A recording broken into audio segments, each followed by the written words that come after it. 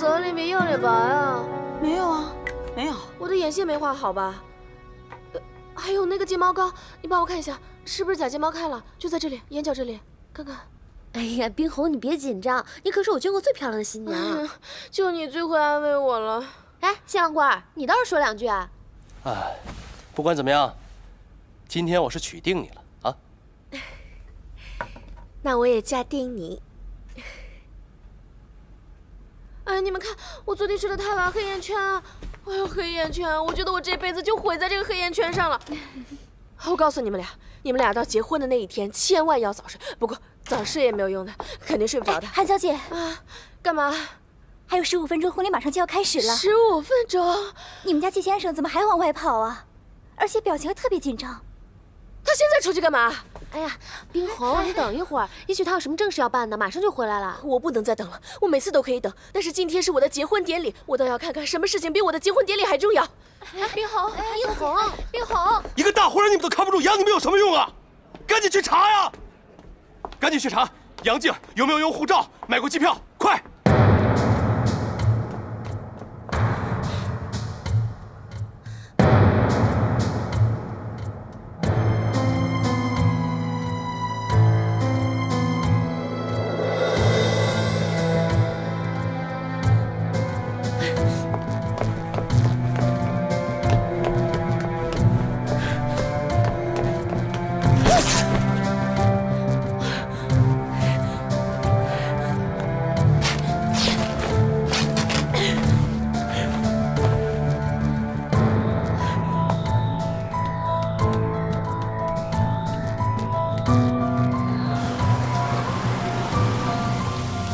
下来！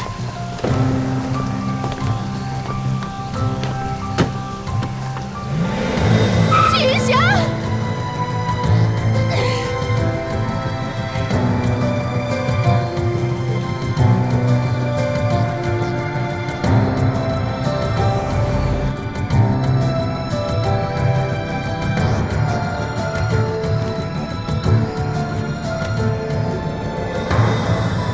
师傅，就是前面那辆车，你帮我追上他，快点，快点，快点！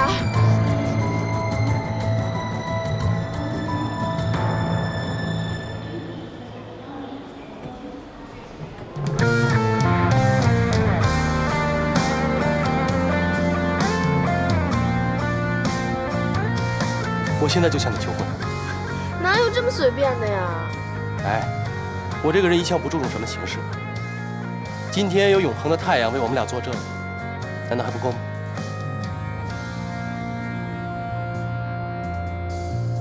听一夜失恋歌曲，一句句歌词都是我的剧情，你只路过而已，却占据所有记忆。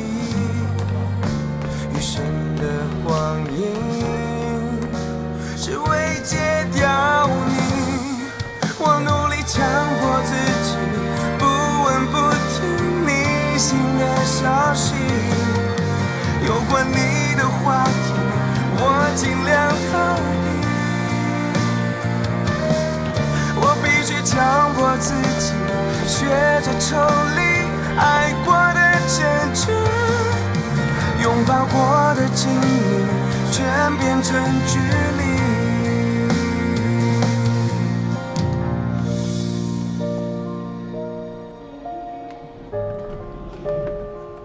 杨静，杨静，你要去哪儿？你不是今天结婚吗？我跟你说过，我结不结婚跟你离不离开没有任何关系。我也说过了，我只要想走，我一定会冲破你的笼子的。有我在，你休想！季云香，你到底要干什么？叶双城已经死了，创世界也是你的了。不管是你的目的还是我的目的，我们都已经达到了，我们的关系已经结束了。难道我们之间只有这一层关系吗？不然呢？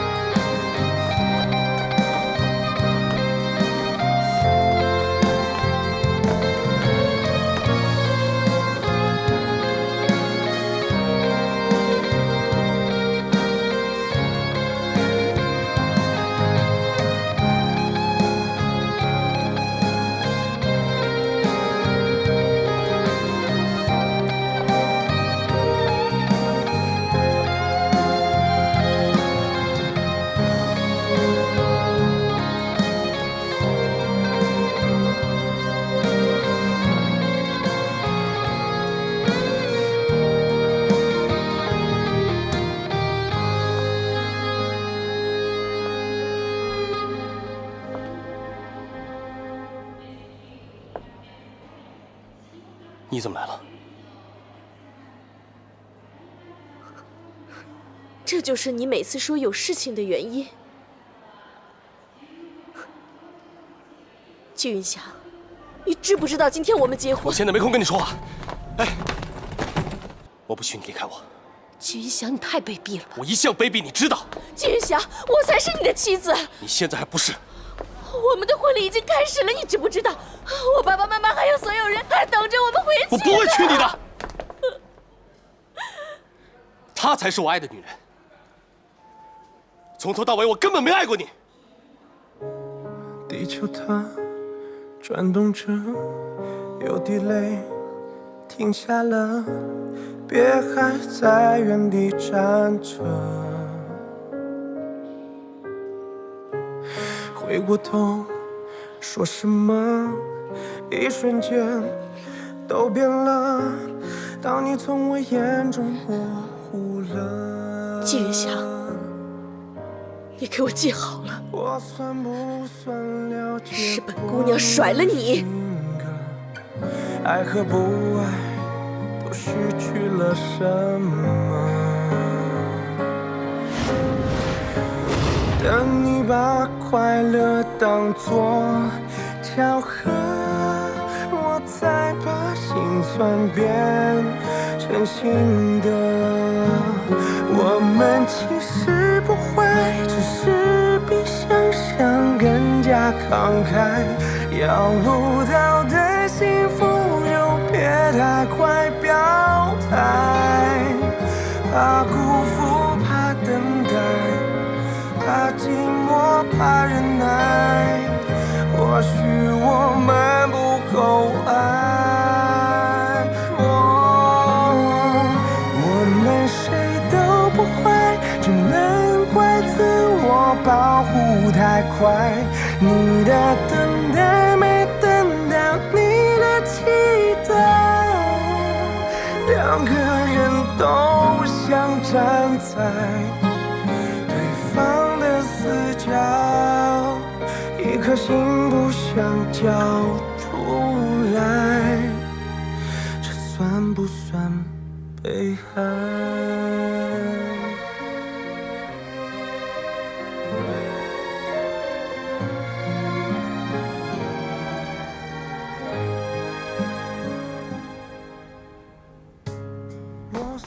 你这样让我想起一个女人，谁呀？前女友吗？可现在我眼前就只有你。你可以选择不相信，但是如果你选择跟我在一起生活的话，那你今后每天都会面对这样的真相。你准备好接受了吗？他爱你吗？爱呀。但是一个男的喜欢一个女的，会给他充分的安全感。你跟他在一起，你感觉到有安全感。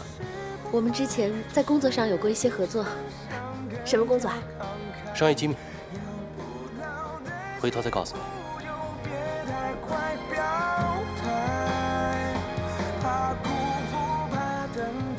腿伤了，喷喷药很快就好了。但如果以后伤的是心呢？还有药可以喷吗？妈妈知道你对这份感情很认真。人家说，口说无凭，眼见为实。可是有时候眼睛看到的，可能也不是真的。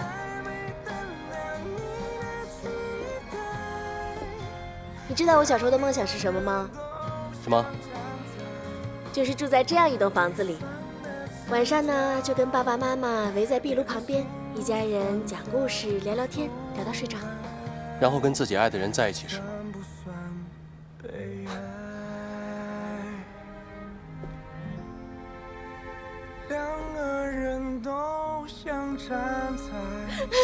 我不会娶你的，她才是我爱的女人。从头到尾，我根本没爱过你。这算不算被爱？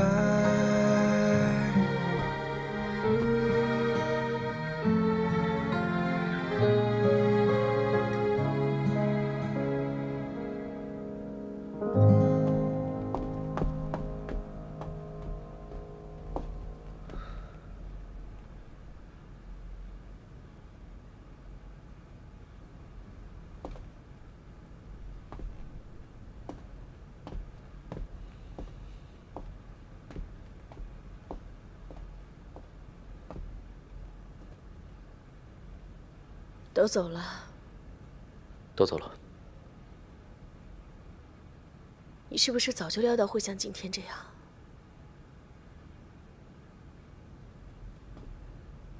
早一点儿，总比迟一点好。冰红，算了，不要去想他了，他真的不适合你。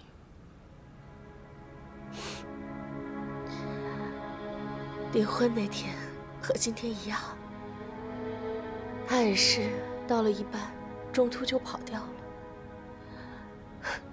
不只是订婚，我们吃饭、约会、看电影，每次我们相处的时候，好像总有一根我不知道藏在哪儿的线，轻轻一拽就把他给突然拽走了。我在他心里永远是最后一位的。以前我一直以为是因为他工作忙，所以才忽略我。我是商会会长的女儿，我爸妈几十年的婚姻能够维持下来，我觉得自己看得比谁都明白。想做一个成功男人的太太，首先要学会的就是忍耐。忍耐一天又一天的孤独和寂寞，甚至他的疏忽，他的无视。所以在我和季云翔的这段感情里面，我谨小慎微，我甚至亦步亦趋，我勉强自己一次又一次的去接受这些。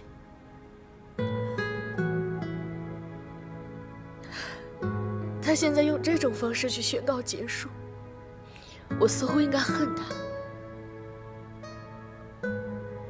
可当我在机场看到他对杨静那种一个男人对一个女人豁出去的不计一切后果的爱的时候，我看到了一个热烈的、疯狂的季云翔。你说的对，我从来就没有了解过他，他也从来没有爱过我，从来没有。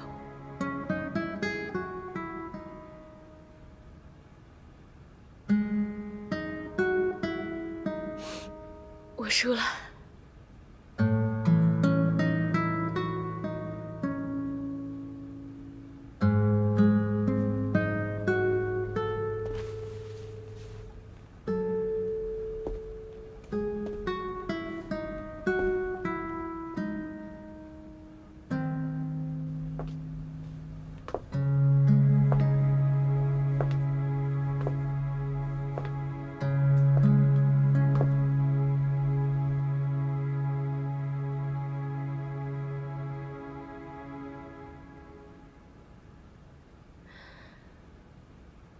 照片拍得不错。我努力强迫自己不闻不听你新的消息，有关你的话题我尽量逃避，我必须强迫自己学着抽离爱过的真挚，拥抱过的亲密全变成距离，强迫自己不闻不听你新的消息，有关你的话题我尽量逃避，我必须强迫自己学着抽离爱过的真挚，拥抱过的亲密全变成距离。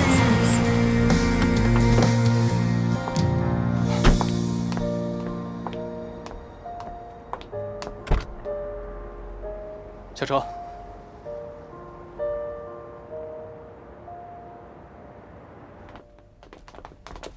季先生，这位是杨小姐，从今天开始她住这儿，去通知一下司机，让他把杨小姐的行李拿来。还有，给杨小姐收拾房间。好的。你要让我住这儿？从今天起，你就住在我季云翔家里。不可能。这事儿没商量，你不住也得住。你不是没有家了吗？给你的公寓钥匙你也从来没有用过。就算你再跑机场100次，我也有办法把你追回来。不信你就试试。我就想不明白了，你给我的到底是家还是监狱？你来了，这里就是家。带杨小姐参观一下，一个地方都不能落。我出去一趟。好的，季先生。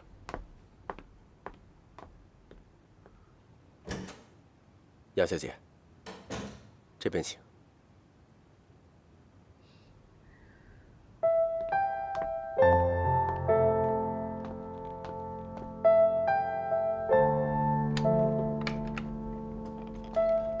杨小姐，请。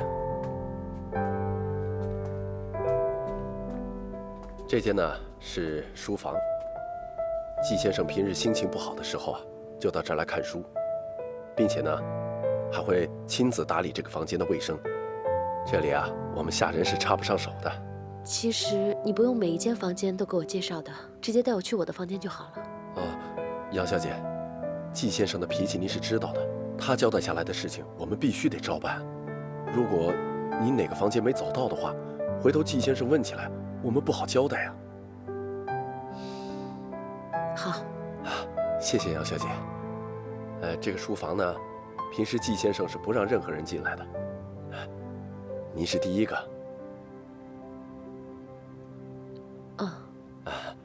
好，那我们接下来去参观别的房间吧。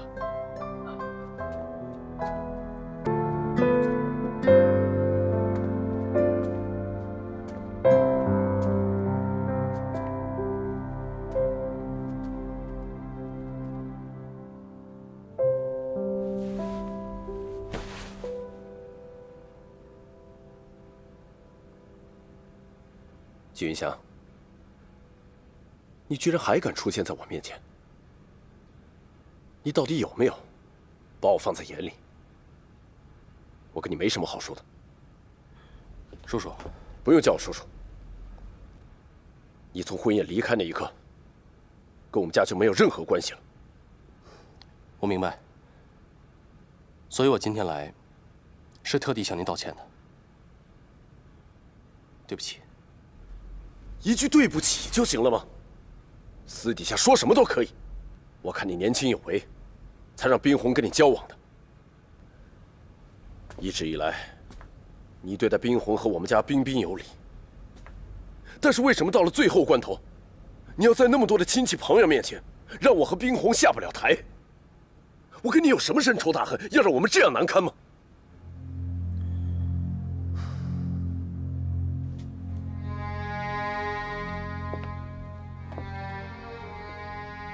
叔叔，我不是故意给你难堪的。跟您说实话吧，我是因为另外一个女人才这么做的。在这个时候，你跟我说，是因为有另外一个女人。我从不过问你的私生活，我一直以为你是个聪明人。我很清楚，可我依然决定放弃这一切。为我爱的女人放弃这一切，我欠她的。那天在婚礼现场，如果我不去机场的话，她就会离开。那我这辈子都见不到她了。那我叫冰红怎么办？我跟你说，就算我没什么背景，身为一个父亲，我都会拼命来保护我女儿的。所以，我来的时候我已经想好了。不管你如何惩罚我，我都会接受。我真的很想认识这个女人，她怎么竟然可以让你连自己的事业跟未来都不要了？您是没见过她，如果您见到她的话，您就会明白我为什么会这么做。其实，如果我继续跟小红在一起的话，那很可能会给她造成更大的伤害。你这么说什么意思？当年我父亲也是因为选择了事业，才跟我母亲结合的。可是我父亲后来依然放不下他心里那个女人。久而久之，他就疏远了我的母亲，而我母亲也发现了他心里的那个秘密。在我童年记忆里面，只有我母亲和父亲的争吵。我母亲始终没有原谅我父亲，她一直郁郁寡欢，到最后含恨而死。我不想同样的事情也发生在小红身上。我相信您作为他的父亲，也不希望看到这一天吧。如果冰红是这样，我一定杀了你。您可以杀了我。如果您认为杀了我可以弥补小红的痛苦，让她重新开始生活，我愿意接受这一切。可是你有没有想过小红？您这么做，她真的会高兴吗？我认为最好的办法，就是让她早点认清，我纪云祥是一个混蛋，是个不值得一提的家伙。让她认为，我是有目的的想利用她，才接近她。这样的话，她才可以从痛苦中摆脱出来。你果然很会说话，不愧为商业奇才，将众鑫集团搞得有声有色的年轻董事长。但我作为一个父亲，我不会原谅你带给我女儿这么残忍的伤害。你要还算个男人，给我离开！韩叔叔，不要再说了，我不想再看到你。我警告你，离冰红远点，最好永远不要再出现。如果做不到，别怪我不客气。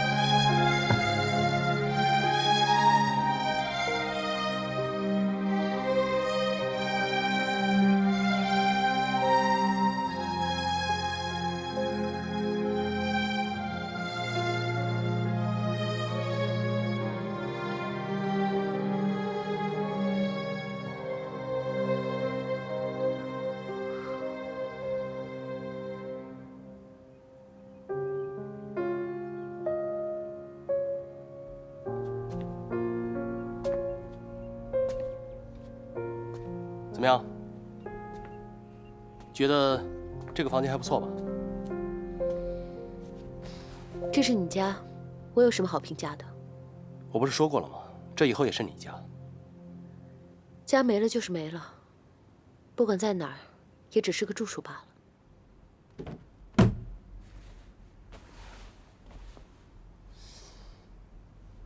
我说杨静，你总是有办法，一句话就把我惹火。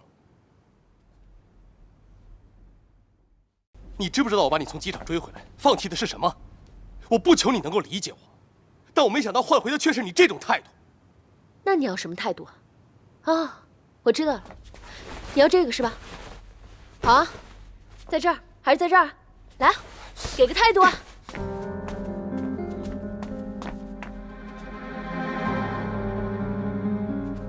杨静，我告诉你，这房间是属于你的。从今天开始，除非你同意，否则我绝对不会踏进这个房间半步。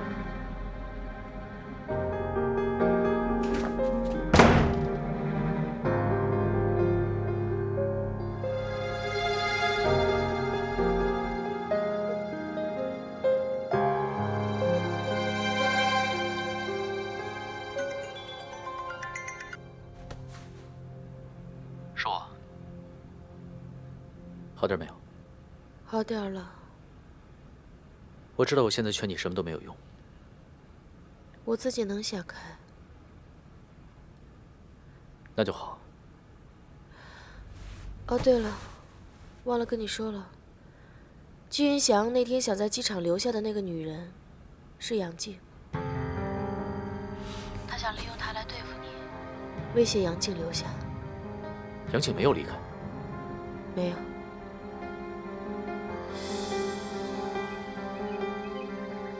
去请杨小姐下来吃早饭。好的。啊，杨小姐早。以后不用叫我吃早餐，我会管好我自己的。你胃不好，必须吃早饭。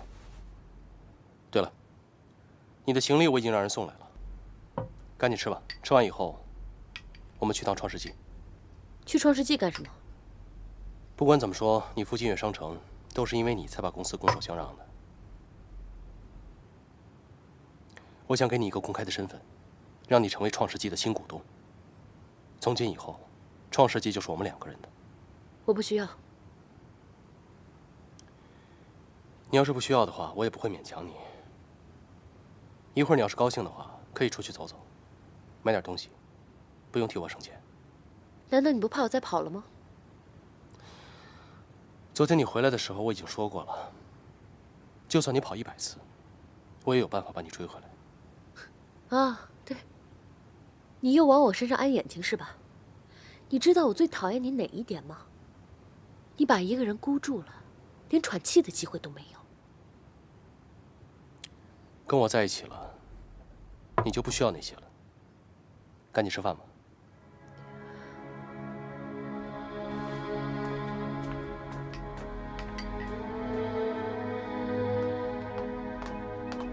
哎，杨小姐，杨小姐，杨小姐，您想去哪儿？我可以让司机送您。不用了。哎，可是季先生吩咐过了，让我照顾好您。他让你照顾我，还是监视我？这个我真的不是这个意思，对不起啊。不用了，我就自己出去走走。哦。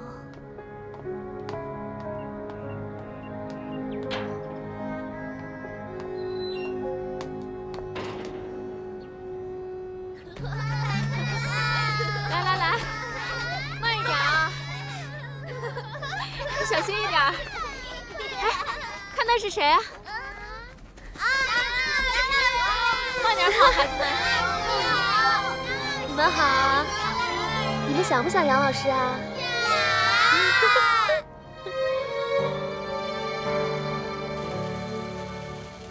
最近经济不景气，就连我们企业自身也受到了很大的影响，所以我提议，像这样的面子工程，应该尽快关闭。季董，这天使幼儿园可是叶董生前一手发展起来的。我说过了，这是面子工程。叶董生前的时候就爱面子，可对于企业的发展有什么意义吗？季董事长，你觉得什么有意义？天使幼儿园是慈善事业，你知道他每年要救助和收留多少儿童吗？我们这样一个集团，在力所能及的情况下，最起码的善心都没有吗？还有季董事长，你别忘了，现在你在创世纪，不是种姓。哎，叶总，注意你的口吻。我现在是创世纪的董事长，所以我要实现股东利益的最大化。但现在我要提醒你一句，你连自己都救不了，何况是救别人。既然有反对意见，那咱们就投票解决吧。季董事长，这个董事会都是由你控制的，投票还有必要吗？当然有必要，董事会有董事会的规矩，我们要讲究民主，是吧？好，现在我们投票，反对我的，请举手。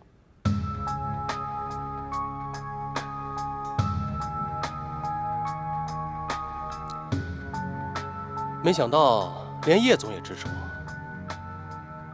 那这事儿就是全票通过了。鼓掌！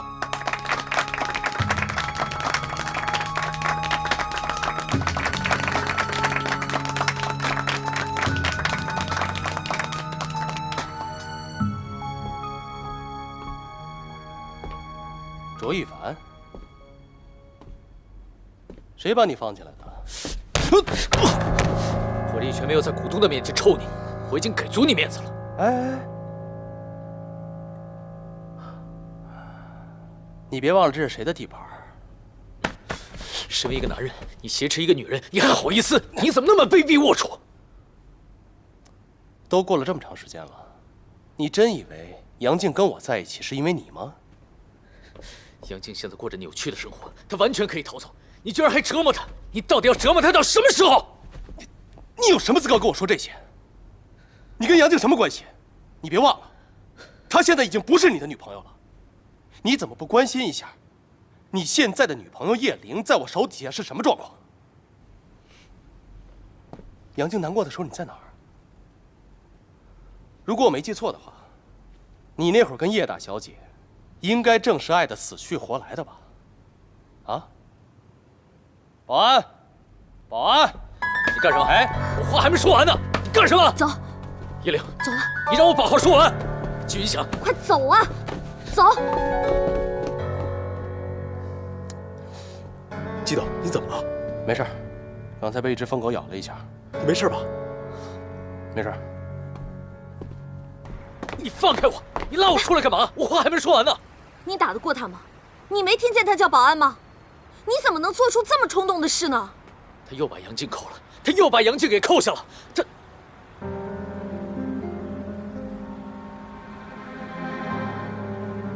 对不起，我知道你现在不想听到这个名字。我只知道，我们俩现在在季云翔眼里就是一只小蚂蚁，他随时都可能把我们踩死。我们没有力量去跟他对抗，只有忍耐。小蚂蚁，你变了。发生了那么多事，谁都会变。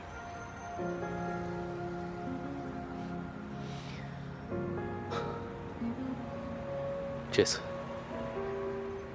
是我想的不够周全。我不是说我想周全了，我只知道我现在要死守世纪畅想。如果世纪畅想没了，我不知道该怎么跟我爸交代。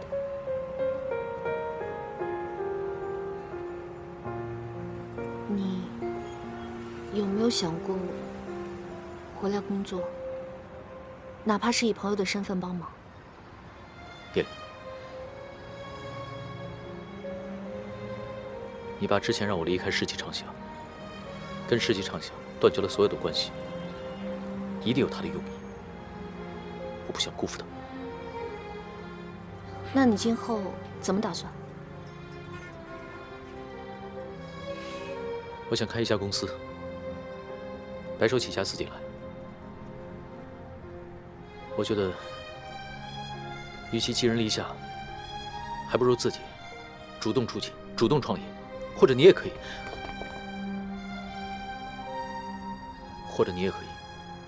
跟我一起，我们一起合作。之前都没机会跟你提。你在世纪畅想待着，上面有季云翔，你没有任何机会。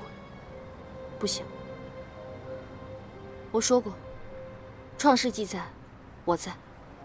我现在唯一能做的，就是守住世纪畅想，还有我手里那10%的股份。其他的，我什么都做不了，也没有办法。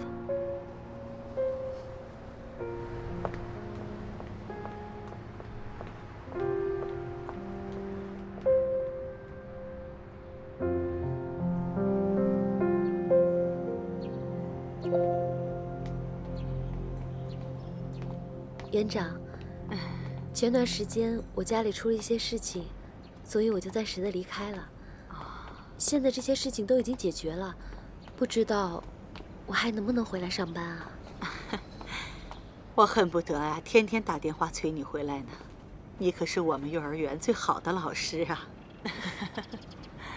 你不在的这段时间呢，都乱了套了。就拿乐乐来说吧，你不在呀，他谁的话都不听，谁都不愿意接近，就连他衣服，谁想碰他一下都不行。头疼死了，这下你回来就好了。你看看，成天啊就把他自己裹得像个小粽子似的，裹在衣服里头。园长，杨老师好。怎么了？刚才集团总公司打电话来了，是董事会的决议，要停办幼儿园。园长，我们现在该怎么办才好？你先回去吧，我再了解一下啊。好，别着急。好。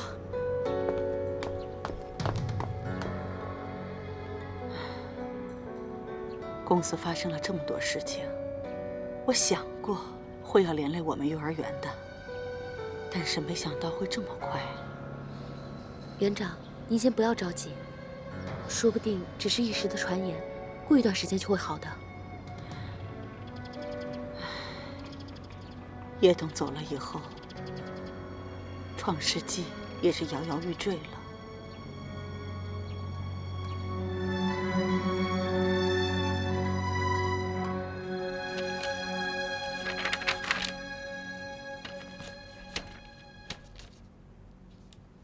凡凡，你希望我们帮你做这个案子？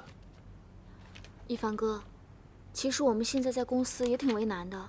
你说我还在跑销售，在广告提案上，还真帮不上什么忙。看仔细了吗？这是我自己的公司，我要做我自己的案子。自己的公司？什么公司啊？广告公司，当然是从我们的老本行广告开始做起。我已经反复的想了几个晚上，现在创世纪完全落入季云祥的手里，我必须要做点什么，否则就是等死，坐以待毙。所以我已经把银行里所有的积蓄都拿出来，再加上银行贷款，成立了这家公司。现在我已经开启了24小时的招人模式，外加我现在自己手上的品牌、客户、人脉，我要以我自己公司的名义，跟他们进行深入的合作。别的我们就不多说了，反正我和方宁一定会坚定不移地支持你。没了。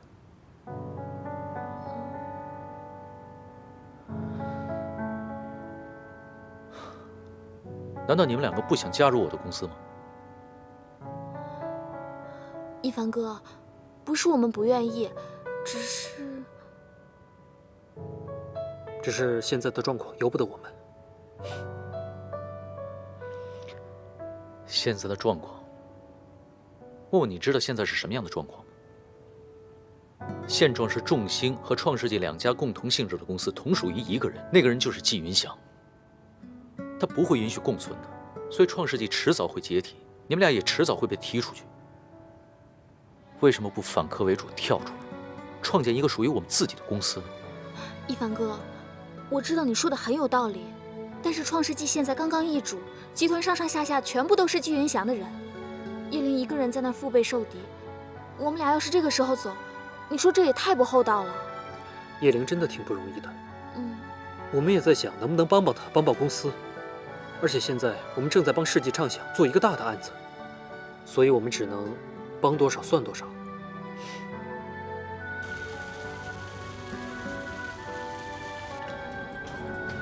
赶紧把天使幼儿园关闭，把事情处理了。好。先走吧。是。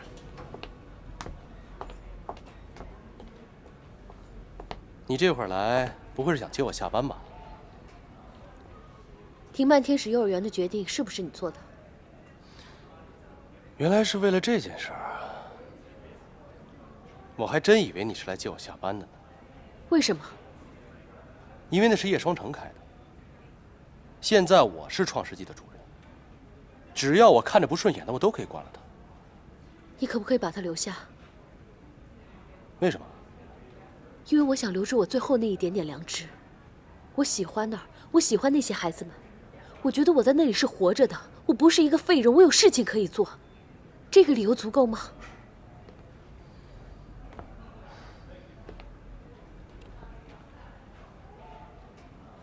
够了。只要你愿意求我。这么说，你会答应我的任何要求？只要你留下幼儿园。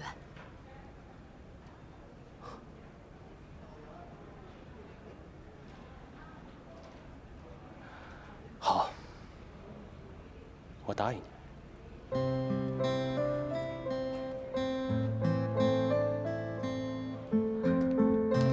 你到底要带我去哪儿啊？到了你就知道了。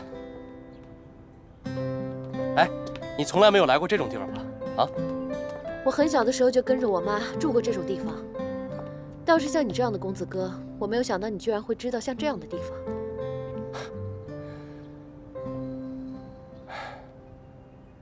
你说奇不奇怪？这些树啊，房子，小时候我看他们的时候，觉得他们好高好高。可现在时间过去了，再回来看，他们却还是一样。所不同的是，这些树它们都变矮了。走。你是不是应该告诉我，你到底要带我去哪儿啊？等到了你就知道了。来，马上到了。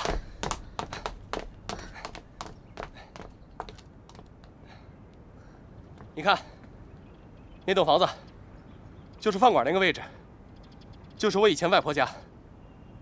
小时候，我就是在那儿长大的。高中的时候，外婆去世了，最后的房子给了别的亲戚住。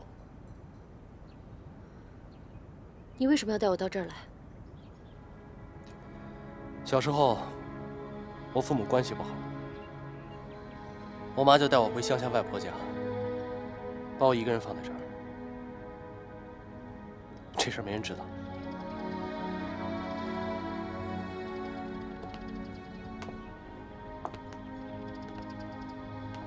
这还是我长大以后第一次回来。以前我特别害怕回到这里，知道为什么吗？因为小时候在这儿，我连一个朋友都没有。可是很奇怪，昨天晚上我竟然做梦又回到了这里，就站在这个位置，是小时候的样子。看着小时候那帮小伙伴们在这山坡上跑来跑去，特别欢乐。而我呢，就只能远远看着，不敢靠近。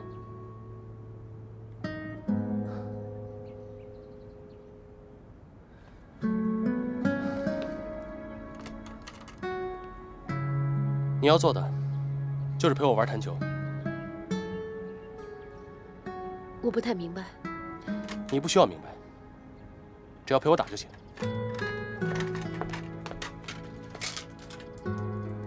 来，小时候我是这村子里的怪人，我也不知道为什么，就是没有一个小朋友愿意陪我玩。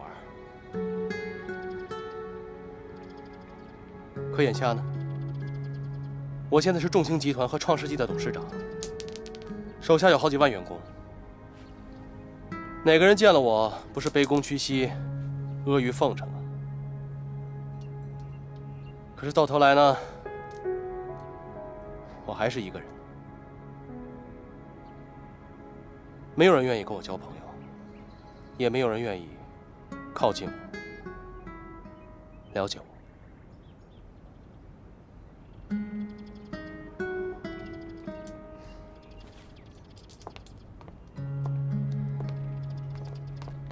你要做的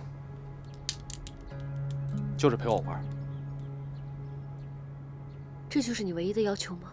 是啊，你只要赢我1次，啊，或者说你输给我10次，我就答应你，从此以后再也不关闭天使幼儿园。好，我同意。那好，我们开始，来。可是我不会啊。没关系，我教你。来来，弹珠放在这个位置，大拇指顶住弹珠，食指把它夹住，然后你从上往下，哎，打到了，就这样。来，你试一下，试一下。是这样吗？对对对，试一下。打哪里啊？打这里。我没打到，快跑过去了。来，我再帮你示范一下啊。好啊。弹这个是不是？对。1、2、3，哎，打到了。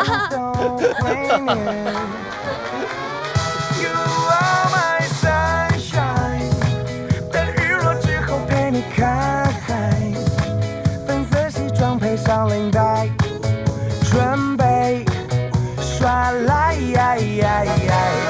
My only sunshine， 只要你生气就是我坏，就算我望着你发呆，也不想。进来。叶总，这是明天给奥美公司的广告策划案。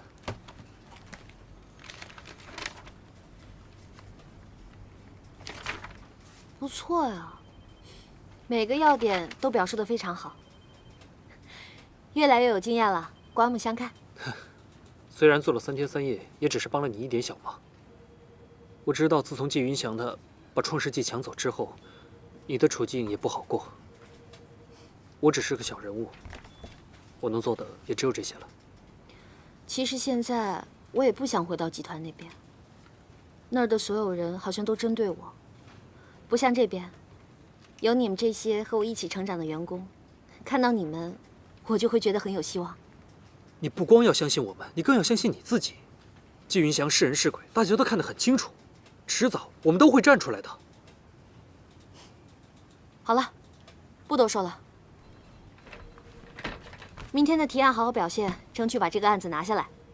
放心，我一定会拿到手。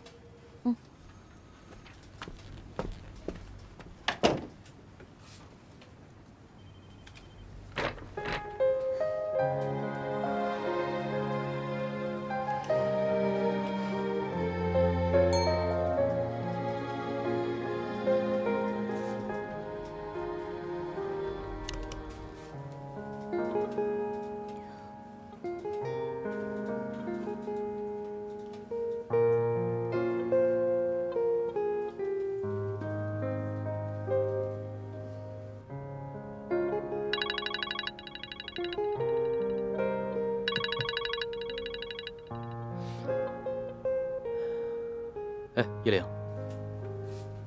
有一件事情，我想我应该告诉你。我觉得杨静在天使幼儿园。我今天收到一封集团邮件，是撤销关闭幼儿园的决定。除了杨静，没有人能让季云翔在众目睽睽之下改变自己的决定。所以我觉得杨静应该在那儿，而且她喜欢小孩。以前在英国的时候，她就在孤儿院做义工。谢谢你。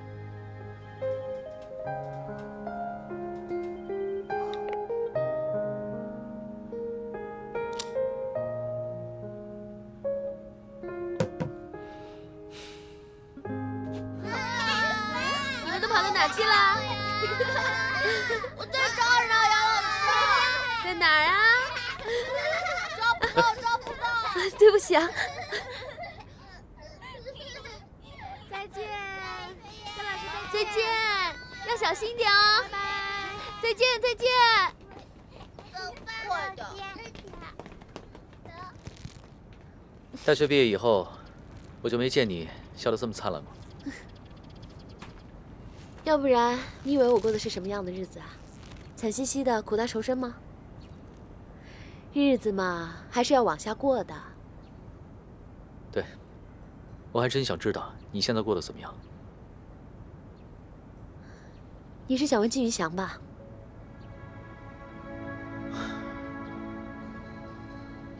我就觉得奇怪，你明明可以逃走，为什么要回来跟他掺和在一起？你放心，不全都是因为你。我知道。我说真的，真的不全都是因为你。我承认，当初他拿你来威胁我的时候，我的确决定妥协。但是后来，我静静地想了想，不仅仅是为了这么一个简单的原因。你说他拿你来威胁我，说白了，他能拿我怎么样？所以呢，你就不用自责了。没想到你会这么说。其实我也没有想到，我那天跑去了机场，他去机场把我追回来，让我留下。他为了我逃离了他的婚礼。其实我心里挺明白的，他是真的很爱我。那你爱他吗？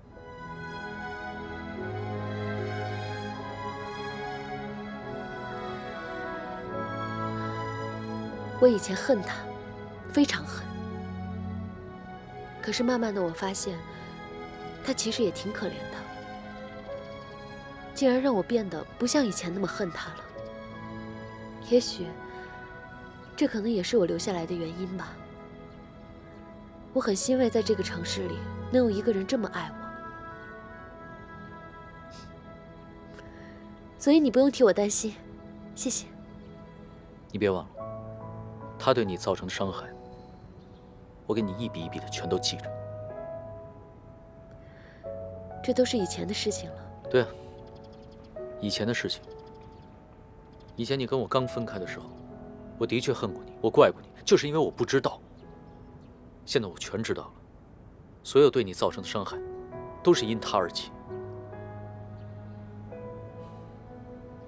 我会让他一笔一笔的还回来。真的不需要，一凡。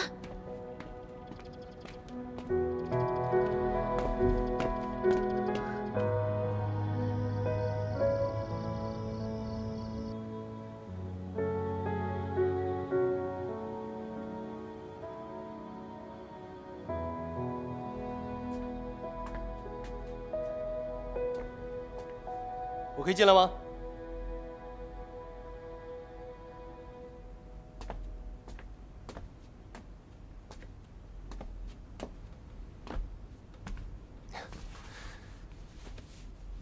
哎呀，这个真可爱。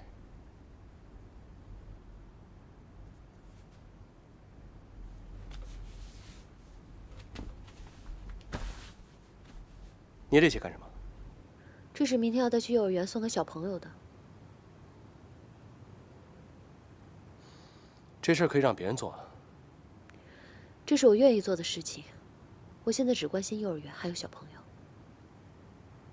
就没有别的了吗？没有。不过，还是谢谢你没有关闭天使幼儿园。不用，那是你应得的。这是你用代价换回来的吗？去睡吧，总是晚睡对身体不好。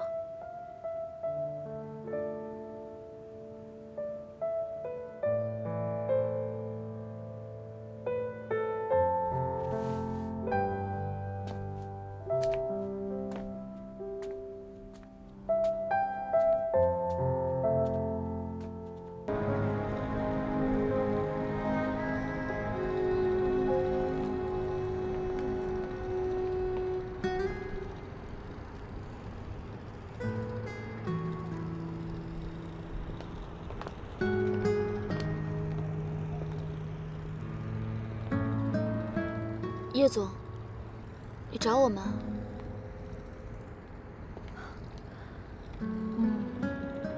创世纪已经天翻地覆了，你们作为老员工有什么想法吗？叶总，我刚刚只是一时气话，我没有别的意思。我只是想听你们的真实想法，不要有压力。其实，我也没有想到，世纪畅享的辉煌会在奥盛这里终止。叶总，其实，现在想一想，我们真的挺难的。第一，我们没有资源；第二，我们得不到创世纪的支持，而且我们始终要向针对我们的人汇报工作。像这次的广告提案，季云祥的人可以轻而易举地得到我们所有的消息。泄密的事情，东森这么做，明摆了就是要把我们挤出广告圈。公司这么多的墙头草，我们想在季云祥这里谋口饭吃，真的是挺难的。叶总，你必须要想想对策，不然我们只能越来越被动。我已经在这儿想了2个小时了。你想出什么对策了吗？对策？对策就是我现在才发现我什么都做不了。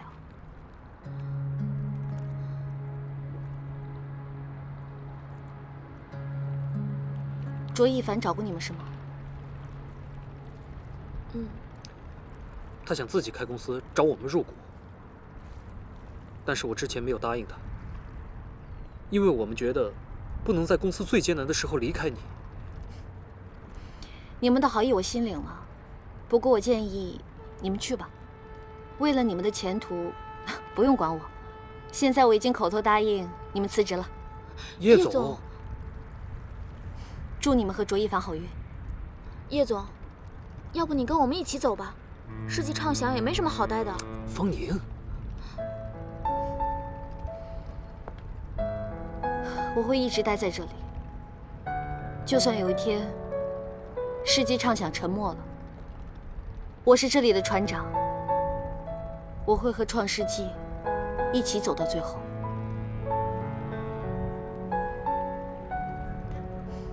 你们过去了，好好帮一凡。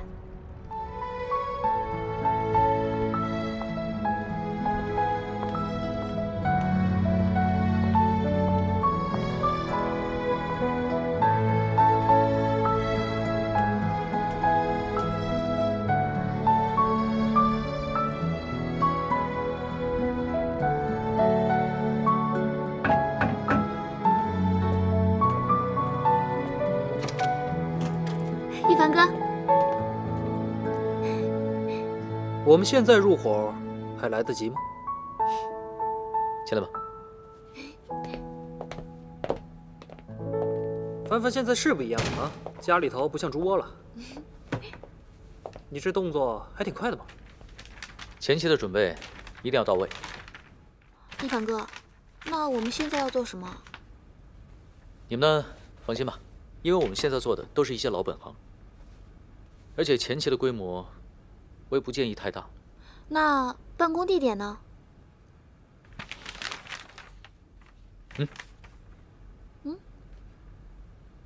你不是在开玩笑吧？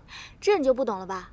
在家里开公司可以节约成本，而且咱们现在应该也没有额外的资金去租写字楼了吧？说得对，我现在已经把所有的积蓄全都用到注册资金和启动金上面。但是还差一点。不过你们可以放心，我呢会尽快把钱搞定的。还差多少？我这儿有点。别闹，你的钱留着娶老婆吧。你离开世纪畅想之后呢，我就捡了个大便宜，当上总监，也挣了点钱。这钱呢，本来确实是要留着娶老婆用的，现在好像不需要了，搞定了，吃得死死的。什么呀？别闹。好吧，那我接受。你把老婆本拿进来作为启动金。那我也答应你们俩的婚礼，我一定要办得更风光。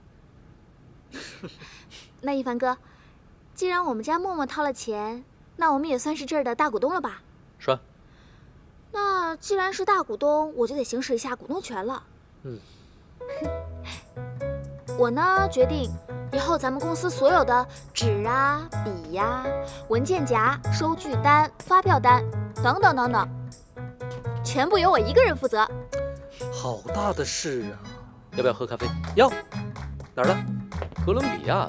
哥伦比亚有咖啡吗？你们哎，在哥伦比亚有没有文具啊？怎么说我也是大股东？你们好歹也尊重我一下啊！好，大股东，洗咖啡杯。去，快点儿。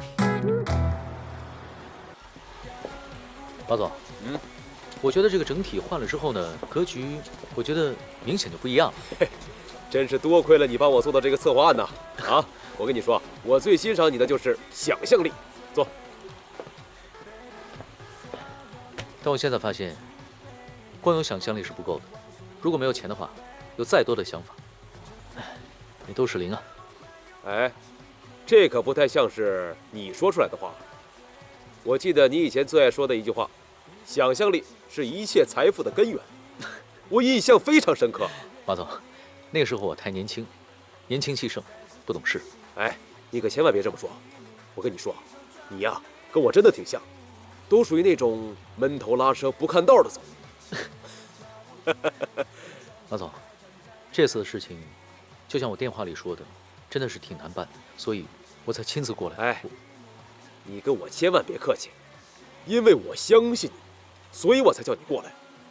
我告诉你啊，这次的案子我把它交给你啊，这是我个人的意愿啊，我就是想帮你渡过难关。谢谢马总，我一定会尽全力完成这个任务。好，是这样的，这次这个项目是一个高级水疗度假村，是由台湾老板在大陆投资的。这个老板会生活，讲情调，在酬劳方面啊也很大方。哎，你现在的情况我也清楚，所以怎么实施，怎么运作，你呀交给我。你只要把这个案子做好了，我保证咱们一定双赢。这份资料好好看看， 3天时间，希望你能做出一个完整的策划案，有问题吗？没问题，交给我吧。这个事儿啊，可千万别跟任何人讲，这可是你个人私下里结的。这个是定金5万，马总，你把这些钱收下，你的那些麻烦就能解决了。马总，你听我说，这钱我收不了。哎，小朱，我们都是按规矩来的。马总，